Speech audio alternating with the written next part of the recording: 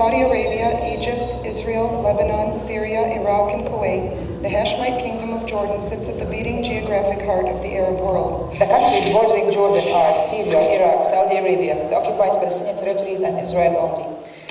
And of course, the fact that she spoke of a unisex saloon shop, this immediately was an indicator that there is something wrong with this book. حابة بس استفسر انه النقابة عندكم تعطي رخص لاشخاص بدهم يفتحوا صالونات مختلطة للرجال وستاتي؟ ستات ورجال بنفس المحل، بسموه بالانجليزي يونيسكس سالون شوب. ممنوع ما I know of women doing manicure for men, but not cutting hair. No. If you have a salon running for both sexes, you will have two separate rooms, and nobody could look into the other room. There's no way. Now we're approaching Buksat Cafe. Norma Khoury claimed she used to come here with Dalia and Michael. Of course, that was in 1996, according to her crime. So we're going to see when did Buksat really open. It only opened in 1997. Do you recognize these two people? No. Page 191. He drew a 50 dinar note from his wallet and handed it to her. 50 dinar bills were introduced in early 2000 and not in 1996. Page 39. She pulled out a pack of Gulwaz blondes and a small handmade earthenware ashtray. Gulwaz blonde were first brought to Jordan in 1997. Page 55. Every Thursday, most of the men in both our families went to one of several sleazy bars downtown. Amman's only other bars are inside the larger hotels such as the Hyatt. In 1996, it was still under construction. So now we're approaching the sports city where Norma Khoury claimed that somebody bought a membership in the gym. The place we had in mind was Sports City, which was minutes from both our homes and the salon. The official opening was in October 2003. Norma Khoury mentioned in her book that she went to buy a tape for music box in Fahis. Okay, tape for music box? Do you have a branch in a town called Fahis in Jordan? This is one of my favorites. Life in Dalia's home was basically like life in all Muslim homes. She wasn't permitted to eat at the same table with the men in her household. She was not allowed to leave her house unless she was accompanied by one of the men in her family. A man must authorize everything in her life, from the person she marries to her wardrobe. Did your family intervene in what you were supposed to study? Did they force you to study something? So when you move around, does your brother escort you anywhere? No. I'm going making shopping alone. I'm going to the swimming pool alone. There are many women who travel alone to other Arab countries to study. We don't have any male escorts with us. There's more than 24% of women in the labor force. This is the official numbers.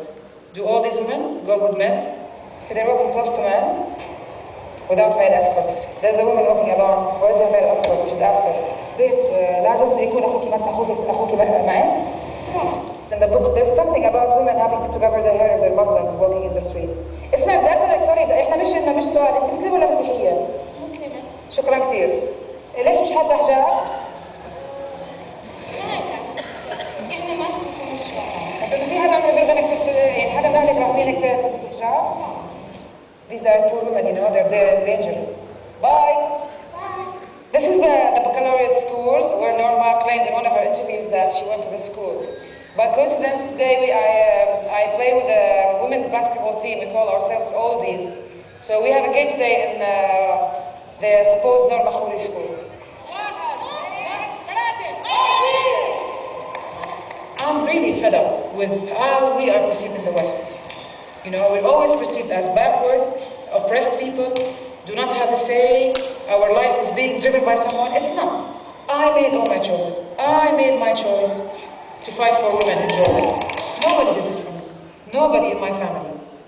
Apparently what she said is very wrong, because I'm a Christian, I'm from Kharag. I never covered my hair. I always put two pieces bathing suits with my tummy out. I don't care. My daughter is 17, she goes out to nightclubs, she dances, she has a boyfriend. The book is completely irrelevant to how we live in Jordan.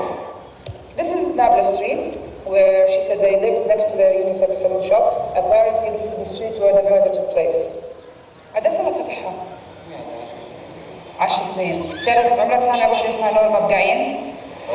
طب عمرك سامع انه في فتح صالون شعر مختلط بهذا الشارع؟ واحد اب قتل ابنه بهذا الشارع مش بالحي بلد. ما سمعت. شكرا كثير، الله يعطيك العافية. السلام عليكم.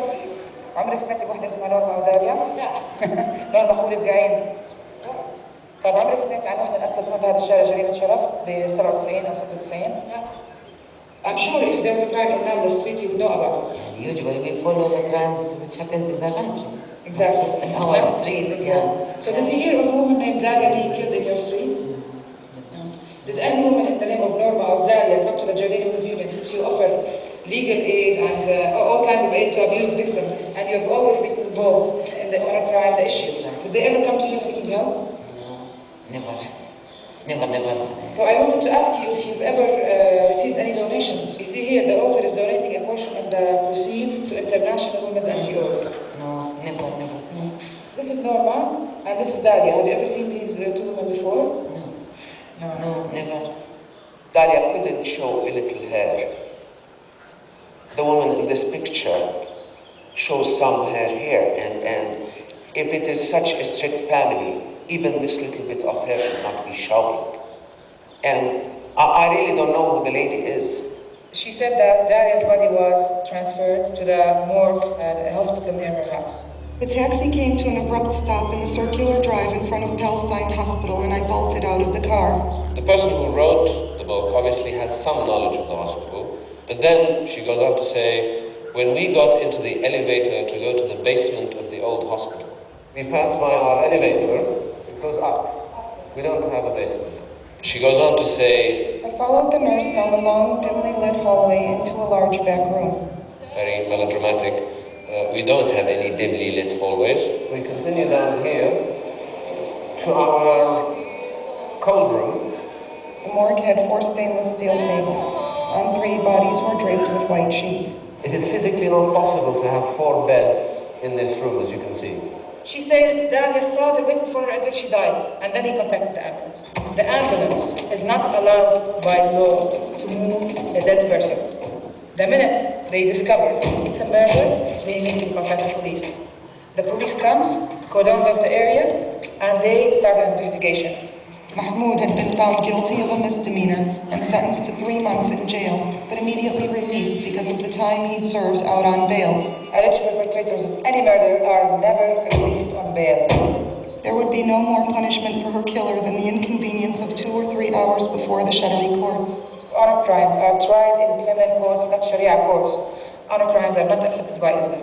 What was even worse, the information on Islam was taken from a non-Arab website. Her last sentence in the book, Dalia's death never reached the newspapers. Okay? She knows about me. Why didn't she come and tell me? I would have reported it.